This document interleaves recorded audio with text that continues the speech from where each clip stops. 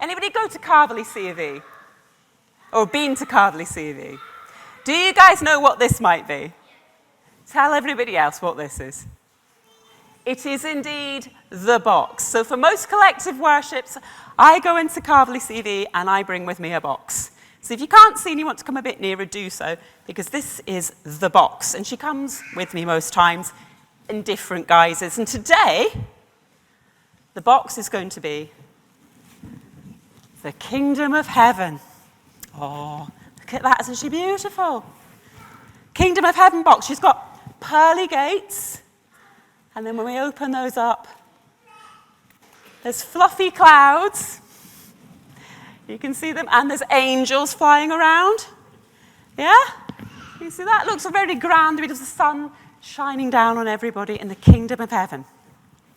It's somewhere up there, isn't it, that we're aiming for, somewhere supernaturally beautiful.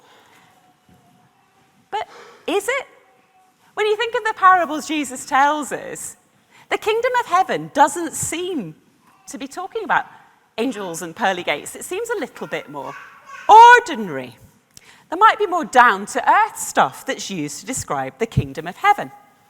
Things like food and businesses. We don't need to look that far for it. So let's dig around in here and find out what else the kingdom of heaven could be like. Let me see. What have we got? Oh, now then.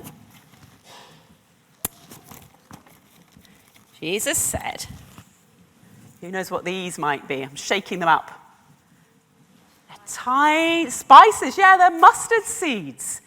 You can pass them around if you like. Come show people all Simon's like that. The kingdom of heaven, Jesus says, is like a mustard seed that someone took and sowed in his field.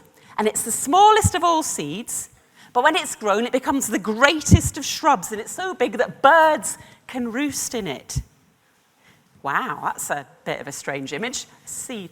If you were a farmer in first century Palestine, shrubby mustard bushes are not what you want in your nice, neat field.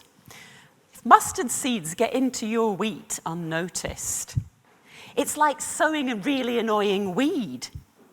I guess today it'd be like ending up with dandelions and thistles in your field. Mustard's got mixed in amongst all the regular grain, and it pops up unexpectedly in strange places, and it grows at such an alarming rate that soon it's sheltering life.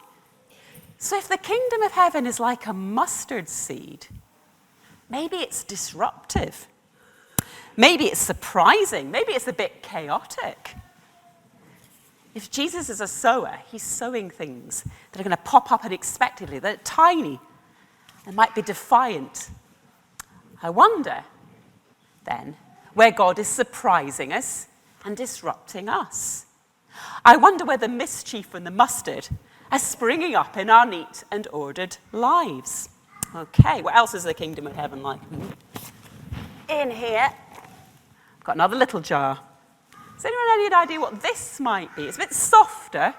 It's brown. If I tell you it's the fungus. Yeast. It is indeed yeast. Do you want to pass that around? Jesus says the kingdom of heaven is like yeast. Yeast that a woman mixes in with so much flour until it all gets leavened and raises up. Wow, and I love in this parable that Jesus is like the woman baking the bread. He's not happy, quite happy to say that. Enough bread, apparently, for an entire wedding feast when you read it. Slowly and patiently, Jesus is working the kingdom of heaven through the dough until it rises and it bakes and it proves. So maybe the kingdom of heaven is like a catalyst for change.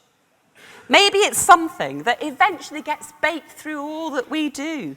Something active, something influential, something that raises us up. You can't separate from the flour. It's transformative. So I wonder where we might find the kingdom is being gently but firmly worked through our lives and our work and feeding us and raising us up. Now then, what else have we got in here?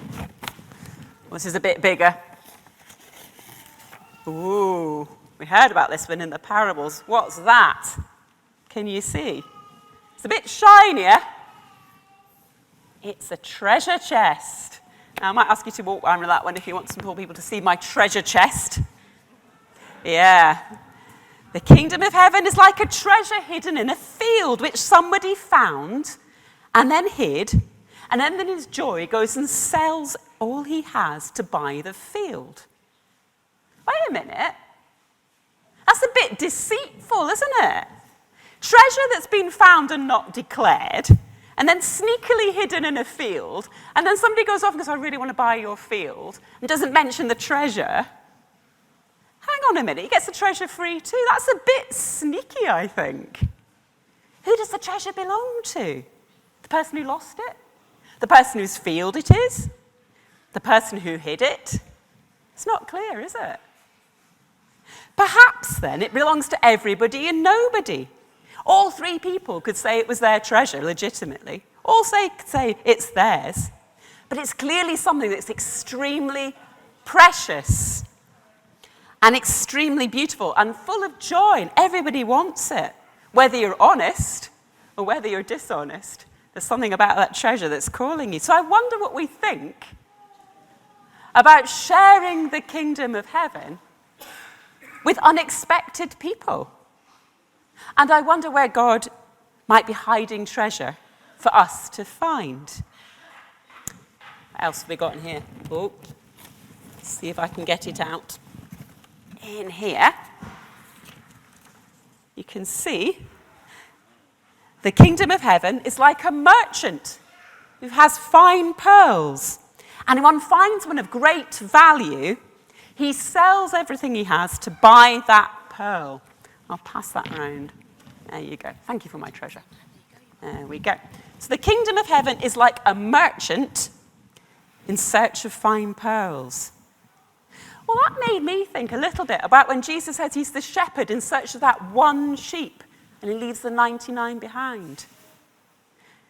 It made me think that the kingdom of heaven is hunting us down, that it's looking for us. And Jesus, like the merchant, sees us, each one of us, as infinitely precious, like pearls, worth giving up everything for to make us theirs. So I wonder how we feel about being sought after and precious. I wonder if we see ourselves as worthy of all that effort. I wonder. Finally, last thing in my Kingdom of Heaven box.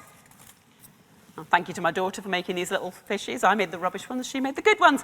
The Kingdom of Heaven is like a net that was thrown in the sea and caught fish of every kind. And when it was full, it was drawn ashore, and they sat down and put the good in baskets and threw out the bad. So the kingdom of heaven, it seems, is inescapable, and it's diverse. And fish of every kind jump into the net, which is not what fish tend to do. And when they've all been caught up, it's not finished until everything's in there. And rather like the wheat and the weeds that Rob was talking about last week, one day it seems the kingdom of heaven will be a place free from evil. I want to pass that around. So I wonder what it is that catches you up into the kingdom of heaven. Maybe it's the worship. Maybe it's other people. Maybe it's something else. I wonder what it is that catches you up into the kingdom of heaven. I like how at the end of the passage, Jesus says to his disciples, have you understood what all this meant? And they all say yes. And I think they're actually doing that with their fingers crossed behind their backs, because getting to these parables and looking, there's so much in them. Do they understand them? There's depth and complexity as well as simplicity in this. But I think we have learnt and understood a few things from this about the kingdom of heaven when Jesus speaks about it. Because he speaks about it as though we are participants, and it engages us and draws us in. It captivates you whether you're a baker or a farmer or a merchant trader or a fisherman or a rogue. You're all desperate to do this, but you don't know how or why. And it talks about it as being dynamic and transformative and unexpected and disruptive and inclusive and active. It can be tiny, little acts of love.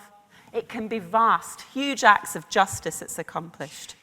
So it's not just a place where God lives with pearly gates and angels flying around. It's not just up there. It's something that's in here And it's something that's in here, and it's something that's out there. There are plenty places to look for it. But I think that actually it's most at work in ordinary things. Jesus describes the kingdom of heaven in terms of ordinary life. So I wonder then, before we go, where you see in ordinary life signs of the kingdom of heaven in yourself, in our church, in our village, in our country, in our world, as it goes out. I wonder where that works for you. Amen. Now, if you're one of the younger people, I have got sheets that you can think about where the kingdom of heaven is for you and what it's like. So I'll put them on the table, and if anybody wants one, go grab. But thank you.